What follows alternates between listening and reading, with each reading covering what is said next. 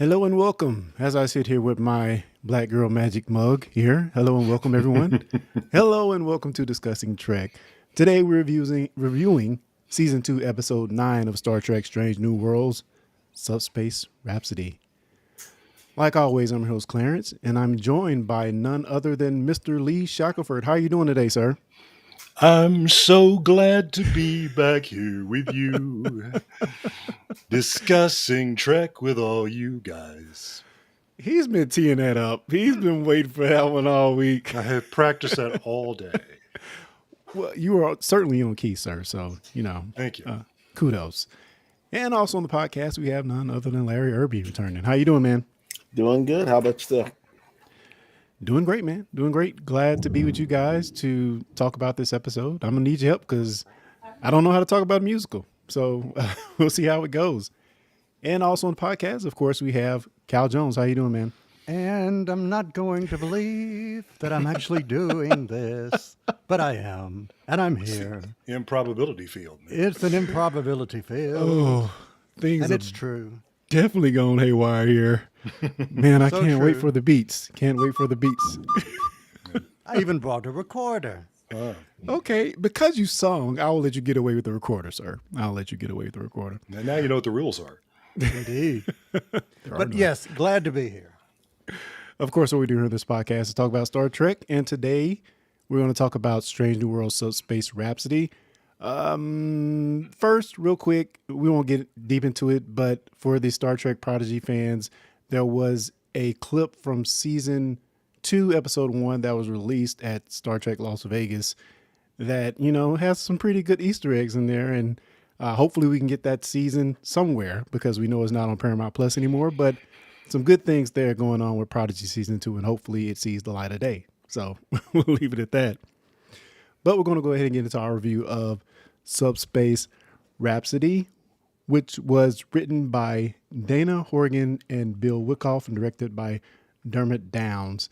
Now, I'm going to go right to you with this, Lee. Dermott Downs, does that name ring a bell to you, sir? It does not. It does not.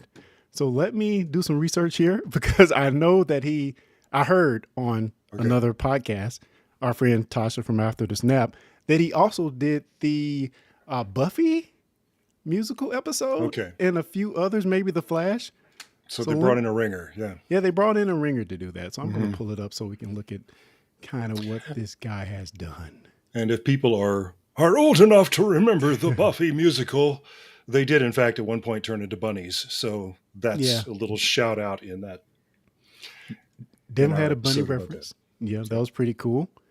And we have Brittany in the chat and Win Grace in the chat. So thanks for being there, guys. We really appreciate it. And we'll just go ahead. I'm going to do some background research on the director here, Dermott Downs. We're going to go ahead and get into the episode. An accident with an experimental quantum probability field causes everyone aboard the U.S.S. Enterprise to break uncontrollably into song. We won't be doing that here tonight, hopefully, anymore. Well, maybe. You guys, feel free. But the real danger is that the field is expanding and beginning to impact other ships, allies and enemies alike. And Kyle, if you will lead us into the spoiler bumper, sir. So for everyone listening, if you have not seen this episode, put us on pause, go out, watch the episode, come back, because from this moment forward, spoilers.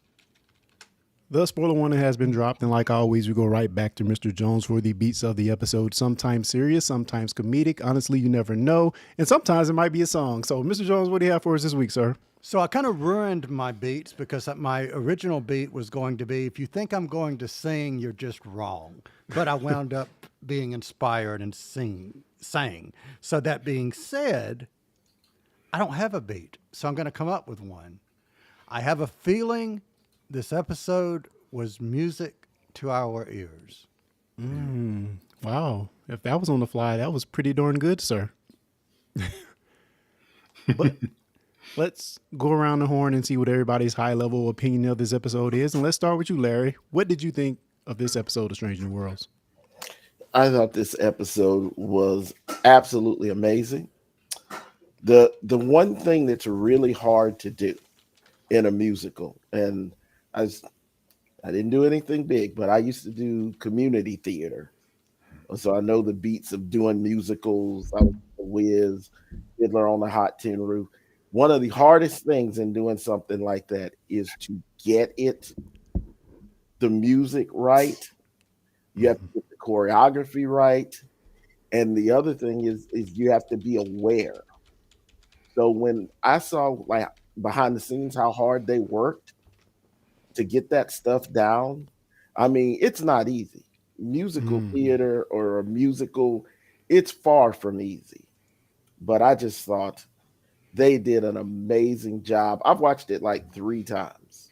It was that good. Yeah.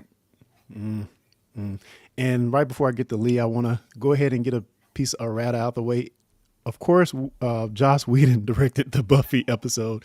This guy directed the Flash and the Supergirls episodes that were musicals that I have failed to see, that I do want to see. Yeah. So, yeah. I've not seen the Flash version. I mean, the Supergirl version. I have seen the Flash. It was okay. Very good. Yeah, so. And I heard today there's also a Scrubs musical, so I'm a Scrubs fan, so I have to seek that out and check it out as well. I've seen it. Yeah. Just for a second, I thought you said Skrulls musical. And I did too. I did too. I was like, I would pay good money to see. No. Would we? Lee, what are your high-level views of this episode, sir? We'll talk about Secret Invasion on another show. Oh. Well, Larry's exactly right. I mean, most of you know that I'm a theater professor, and I spend my life with my department, and we do 2 musicals every year. And Larry's not kidding. It is the goal is to make it look easy, and it's not. And I have seen a lot of bad musical, and a lot of times it's a great book, it's a great score, but the execution just wasn't there. You know, some people's voices just couldn't push to that big belt that we knew needed, or hit those high notes or low notes. And these guys were absolutely pitch perfect always. And you could tell that these songs were being written for these performers. I think that's something that was evident to me. I'm not sure if that would be evident to people who don't live in this world, but Christina Chong is a singer first before an actor. And they have to have known that going in, that we need to give her a big song where she can really belt, and that she's going to be able to act through and show us her heart. Well, Celia Rose Gooding she's got a Grammy Award, for God's sake. I mean, so we know, and it makes sense in the course of the story too, that we're going to have a piece where we have Uhura by herself, and the song is called Solo, and she is going to break the windows. And they banked on those 2 things, and it works. And who knew Ethan Peck had such a beautiful voice? Yeah, very surprising.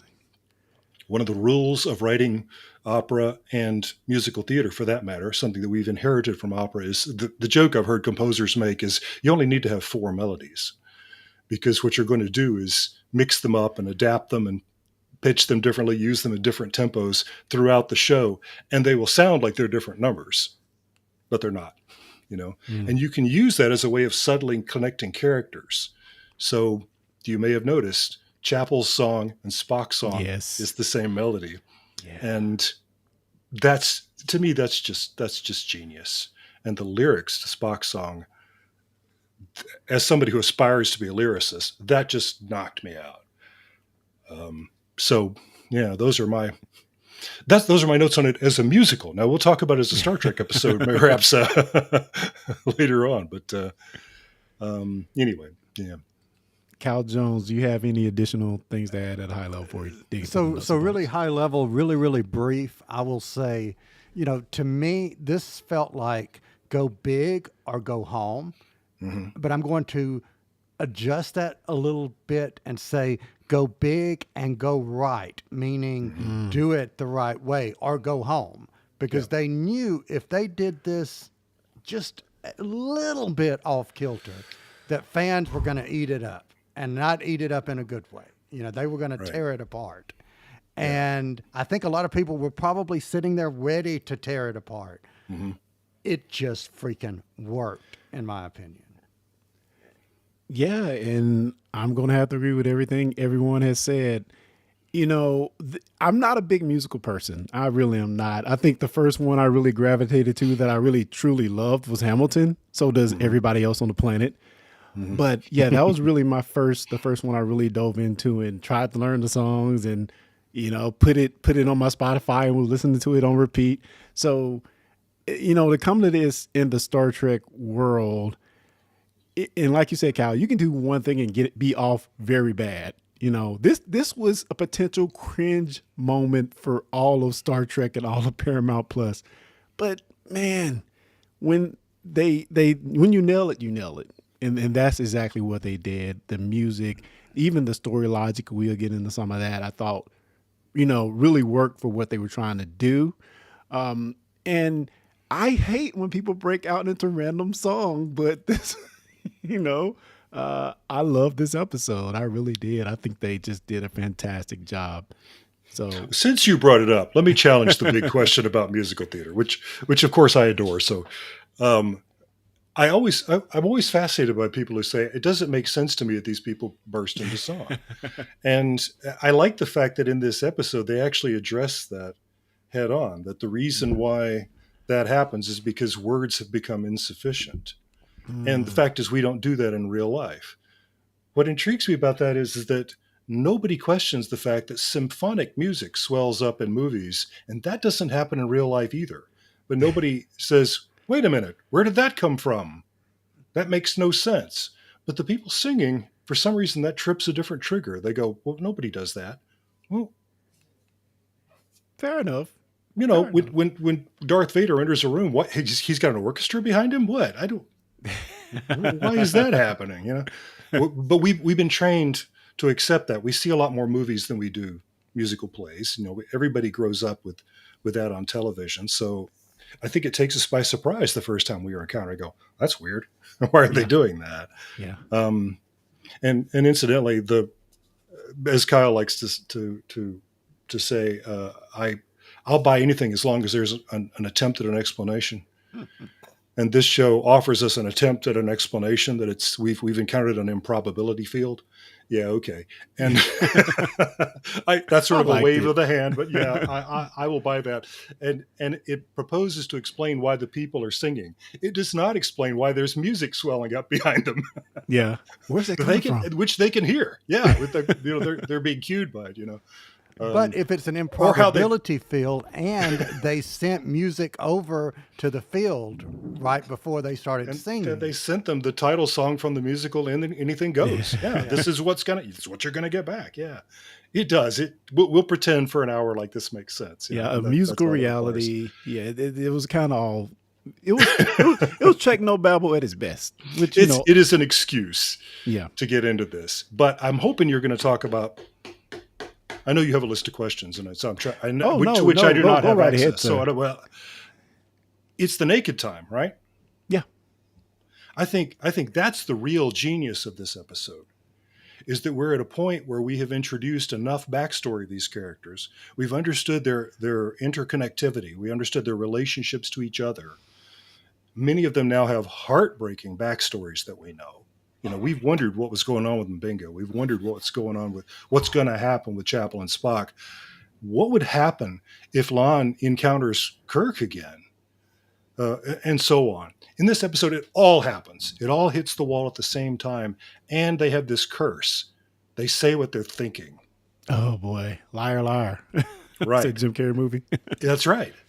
And that was one of the genius things that the original Star Trek did, of having so early in the series an episode in which everybody's facades are stripped away. So clever that it became part of the writer's guide for Next Generation. We need to do this as soon as possible. Yeah. And they encountered the same plague, apparently having not remembered that the cure is, anyway, should be in their data banks. But anyway, but yeah, why not? Why not do it again? And so you couldn't do it a third time. Yeah. But I think this is a brilliant way of getting to the same thing for the purpose of relationship with the fans and to getting these stories to go further. Yeah. What do you guys think? Do you agree? This is the naked time, right? Yeah. I mean, I totally agree when you think about how these relationships come together in this episode, and maybe not relating specifically to naked time, but how we've paid off everything we've done in the past 2 seasons. And, you know, some of these emotional beats in this episode, I know we're using this as the excuse to to blurt out in song, but some of these emotional beats were just dragging at me and pulling me down and bringing me up. So, I mean, in that aspect, I think they definitely accomplished what they were trying to do, because, man, these character relationships that we see, and where it pushes it off to the future going forward, and where it even pushes it off to canon relationship going forward, I think was just an excellent job. Larry, do you have any thoughts? I really thought that for a musical where we're going to be so, concentrated, on the musical aspect, the songs, the choreography, they had a lot of character development, a lot, especially with Chapel.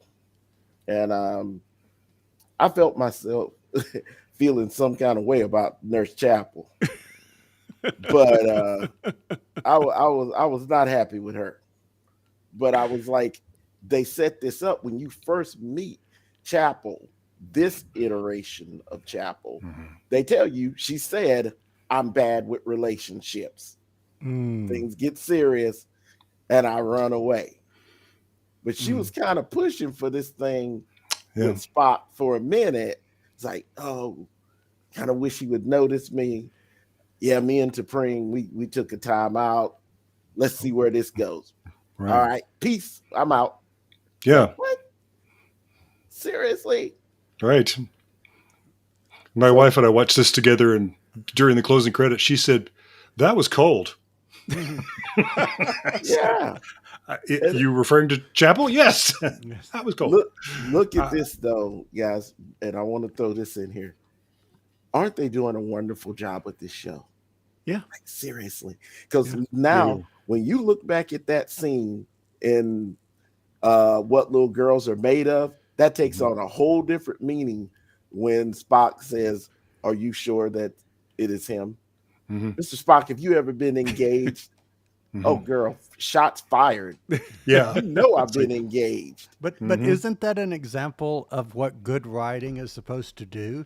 Is where it takes the existing and it layers upon layers on top of that. It doesn't detract from the existing. It enhances it. And back to the music real quick before we move on and I forget it, which is, imagine some of these songs if they had had a song about they're on the bridge, or another song about transporters, or another song about quarters or whatever. It could have been that. Yeah. I'm looking at Clarence, and he's all, just immediately, you and Lee started shaking your head like, no, don't. Right. And imagine if that had been it, we would not have been talking as glowingly about this if that would have been the case. But they didn't go that route. I'm glad they didn't, but they didn't. No, number one's big song with La'an is about, it takes courage to be who we are. Yeah. That's a big idea, and it's real important for both of those characters, really in different ways. And they're defying gravity by the end of that song. And it's exulting. I think there are probably a lot of people in the audience who needed to hear that message, and they may be feeling the same way, Yeah, and that was keeping secrets. And, going back to the direction of the episode, when we get into some of these very heartfelt, emotional moments, they did a good job of showing other parts of the ship, keeping secrets. They're showing in Binga, knowing what he's kept. That's right. Different characters, and we're seeing them kind of sit in this moment. Just a great job. And of course, we know about La'an and not really a secret, but we know what's pulling her back and how she doesn't want to break out of that. She feel like she can't for the most part. Now, I think her song was, what was the name of her song? How would it feel? How would that feel? Yeah, some great lyrics. Flying Blind. Oh boy. Some great lyrics in that song.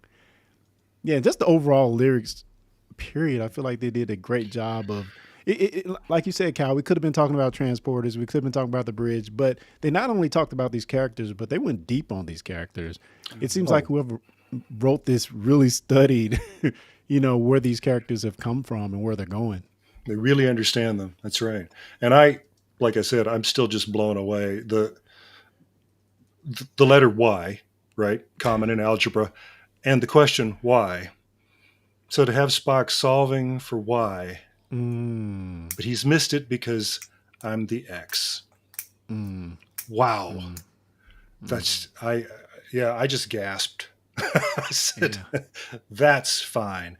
And that is apparently an uncredited Kay Hanley and Tom Pulse.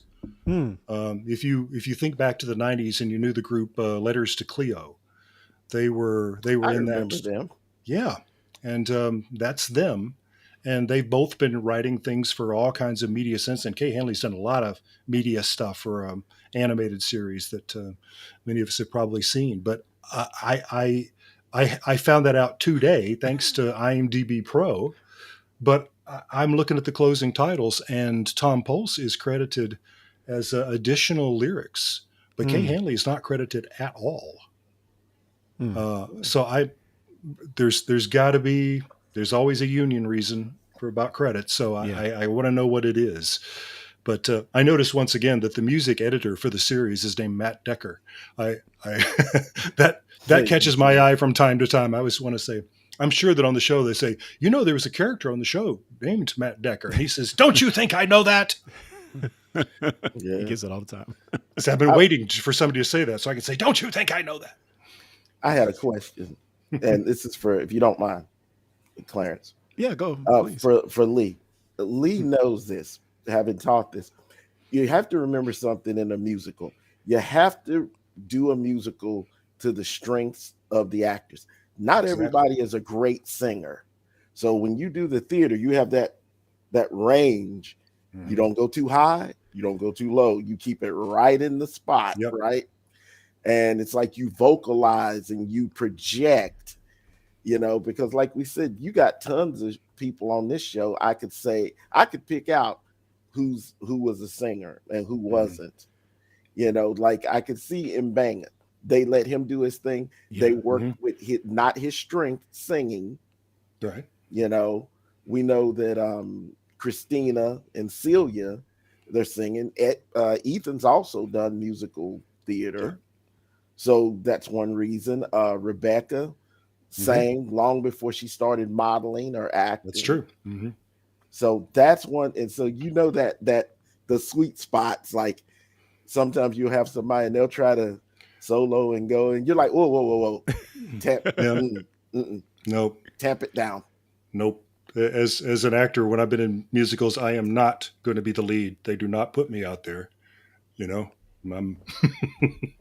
I'm one of those guys whose music is all within a certain range. He'll hit that. But yeah, that's what I was saying earlier. If you've got in your cast Celia Rose Gooding, for heaven's sake, then give them the song where they've got to belt the long sustained song. It's just so it's almost operatic, and then give Christina Chong the other song where she needs to rattle the rafters with her voice because she can do it. Don't give it to Anson Mount. Right? Yeah. That's a fine voice. He does a good job with what they give him, but notice it's not much. It's not much. No. So but I was surprised by how well he sang, though. Anson Mount, I really never took him as being a singer at all, as well as Ethan Peck, although you guys have informed me he's done musicals before. But again, writing to the strengths of the actors and the singers in this case. I think they just really did a beautiful job. And even Battelle, I don't think she was a great singer from the part, the private conversation they had there on the bridge. So, just great job of writing to the strengths of the actors. Hey, one of the reasons I'm sorry. What movie was Anson Mount in with an incredibly famous singer? He not only played the guitar, but he sang a little bit. Oh, yeah. Is that our trick trivia? I'll say he was in Crossroads with Britney Spears. Yeah. What? Way back in the day. That's right. The tiny little Anson Mount. Yeah. With no gray in his hair at all. That's right. Yeah. So, what other Anson Mount character would we never want to hear sing? Black Bolt. I think that Bingo. would be a bad idea. I think There you go. You guys are getting deep I on saw me. what, I No. saw what you did there, Kyle. do not want to hear Black Bolt sing. No, you don't. Although he was not too much for Miss Wanda there. There you Spoilers. go. Which was don't get me started on That was nasty. We're doing Star Trek today. Yeah, I'm not going there. We'll stay off WandaVision. I do want to pick up a few comments real quick. Darian in the good. chat is saying that Ethan Peck's voice was surprisingly mesmerizing. Yes, Mhm. I totally agree. He's got a great, gravitas. yeah. Yes. Mhm. And our boy Win Grace makes a comment saying that the deep dark secret of Ortegas was the helm is my realm. It's my realm. Yep. Very Give logical Ortegas- rhyme there. Give her some more. Give her some more because I love Ortegas. They gave her a little bit more this season, but I think in the last episode she might shine just a little bit more. But man, it's been hard to get her in the limelight this season. So I want more of Ortegas. That's a beautiful tease, isn't it? That she keeps wanting to be on the away team. Yeah. Yeah. We're going to pay that off. So, yeah, we got Yeah. it. This is, And we'll move on. So one of the scenes I really liked before we got to the point of Una and Kirk singing the Connect to Your Truth song, which, I thought that was a pretty good song as well. I love the scene of them in the Jeffries tubes because we get this one kind of upshot where it looks like it goes on forever. So I'm like, oh man, it is I so noticed cool. that. I don't know how they did it, but it was amazing. But La'an looks on in jealousy. Let's talk about La'an and Kirk in this episode. People are saying we're getting too much Kirk in Strange New Worlds. Not only is he here, he's singing as well. So what do we think about the dynamic between those two and just the secret that she has not been able to tell anybody until this point? I like the fact that it broke the rules of the episode that she could have that deeply emotional conversation with him and not burst into song. Right? Yeah. She sort of covered that with a line, but really it didn't make sense in terms of the rules of the episode, right? Yeah. This is how you start singing. So she has this incredibly emotional, intense scene. So the fact that I didn't care that the rules have been broken, I think says a lot about that performance and about the way that was written. She said everything but, and I love you, because she didn't have to, did she? I feel like, Yeah. Man, such a hard conversation. See, I'm actually going to push back and disagree just a little bit that the rule wasn't broken, because I'm thinking the improbability feel set her up to have that emotional moment with him so she could then go and belt one-on-one her revealing soul song, as we will call it. yeah, that happened Maybe. before though, didn't it? But Yeah, I don't still, know. Wibbly wobbly timey-wimey. yeah, right. But anyway, maybe you're right that this was equally improbable that she'd actually say this than that she would sing it. Yeah, I'll go for that. I love the what we got with the reveal of Kirk saying, "Yeah, I kind of already with somebody." Yep, Which and you know what? I'm glad they nipped that. and we know who it is. Yeah, and she's pregnant already, which made me incredibly sad because we know how that child's life is going to go. Yeah, It's the only bad thing about a prequel. But I thought it was cool. Don't tease us with the Kirk La'an thing because we know it's not going anywhere. Yeah. right. And why doesn't he remember Noni and Singh? Yeah, it's kind of full circle, isn't Girl it? told me she kind of loved me, but I ain't never heard that name before. Your name's Con. Yeah. Conway. Mm. Oh, excuse me. Yeah. Oh man, I love we had a bit of confusion between the two Kirks when they called out for Kirk. I thought that was a pretty funny scene as well. More character development. Him and Sam. Sibling rivalry, right? Yeah. Yeah, it's like, well, you could see that it would be rough whether you're the older brother or younger brother, which they've never really told us. As I said in the books, it's both. To be in his shadow. Yeah. You're wow, I'm a scientist. Well, my brother's captain of a starship. Yeah. Yeah. And fans of TOS know how that's one's going to end too. So That's what I'm saying. yeah. That's every time I see Sam, I go, Oh, oh. Watch your back, Sam. Yeah. It's almost like they intentionally saved all the tough conversations for this episode. I mean, just all around.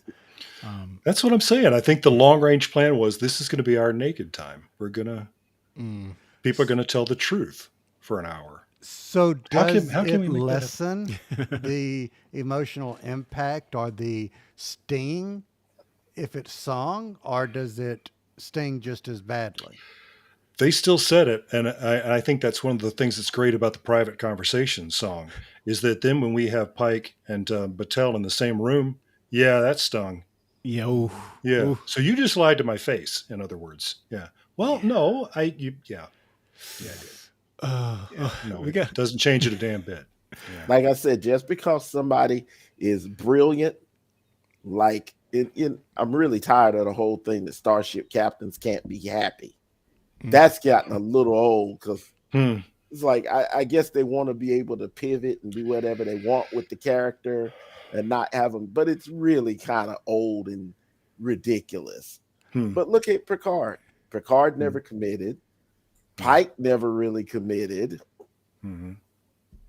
But I do kind of like that Pike's excuse is, I just want to go to the mountains and chill out. I don't want to go to some fancy resort, you know? Right. I thought that was pretty good.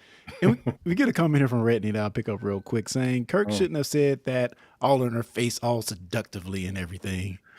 Yeah. Yeah. You do want to watch the episode twice. And when he starts that to go, Carol, hey, Carol. Jim, I just want to say, Carol. Yeah. No, yeah, I'm with Redney. So we find out that this improbability field is spreading across subspace, affecting other ships. Eventually, we get a scene of a D7, a Klingon cruiser bridge, and they're trying to communicate. And I think this is the point a lot of Star Trek fans just kind of, fell on their face, ran for the the hills. What are you guys' thoughts on the Klingon scene? Anyone? If we had opened with that, I think there would have been rebellion, right? But it happened late enough in the episode that we could say, well, the song was "Anything Goes," wasn't it? Yep, I guess. What do you think?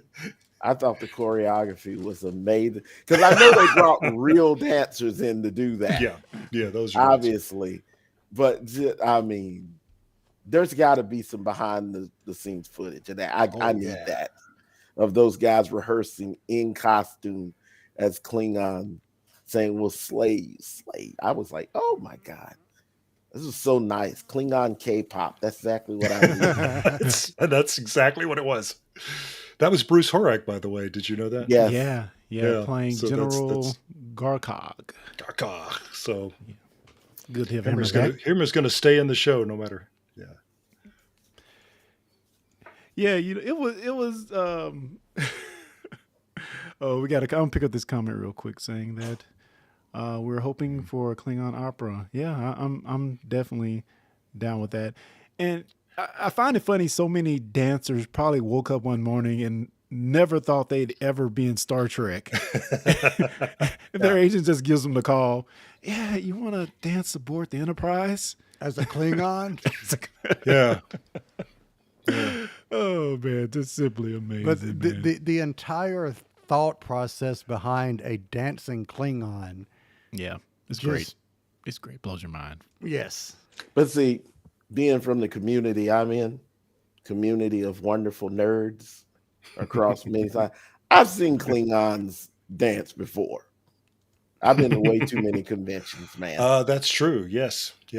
I have seriously seen a Starfleet Klingon dance off. Oh, Lord. No joke. You remind me that I was at a convention where a group of people dressed very well, perfectly appointed Klingon. They did "These Boots Are Made for Walking." Oh, they had a dance routine to the whole song. It was fantastic. Oh, I paid money to see that. Yep. Yeah, I found it funny how in this episode we even took it one notch further by saying we needed 344 gila electron volts to shatter this improbability field, which culminates in the grand finale. They just went all the way with it. They Yep. went all the way with it, man. And this was not a short episode. It was filled with song and a full length. I mean, almost a little bit over an hour for full runtime. So yeah, they definitely didn't pull any punches there. If I were to say what is your favorite song or melody from this here episode, and we'll go around the horn. Larry, what was your favorite one out of this episode? But I will say one thing I didn't do. I didn't look up the name of the songs, but I'll just say that my favorite. Wow, that's really hard because so I good. love the Klingons, but that was too short. Isn't that great? Yeah. I'm gonna have to go with La'an song. Yeah. I really was very touched by it. It went with the character that she's somebody who suffered this horrible trauma that no one should have to suffer. And she's just reluctant to open herself up to someone. And when she did, she lost him. And now here he's back, but he's not actually him. Yeah. You know, Yeah. beautiful song. I mean, blew me away. Yeah. What about you, Cal? So I think they were all good, but I really liked the finale because the way they paced it and the way you included the audience by seeing that gauge rise and rise. It was like you were rooting for Yeah. them to meet it. Of course. So everything on that was spot on. That was my favorite. And you, Lee? Oh, I too just love them all, but you can't beat "I'm Ready" / "I'm the X." Yeah. So good. The Marilyn Monroe number with the. I always want to call her Kate Bush, Jess Bush. That's a Sort of compliment. jazzy kind of A little bit, yeah. And then bring it way down. The soundtrack album is on Apple Music, and I immediately downloaded that. And I was going somewhere with my stepdaughter the other day, and I was playing "I'm the X," and she seemed concerned.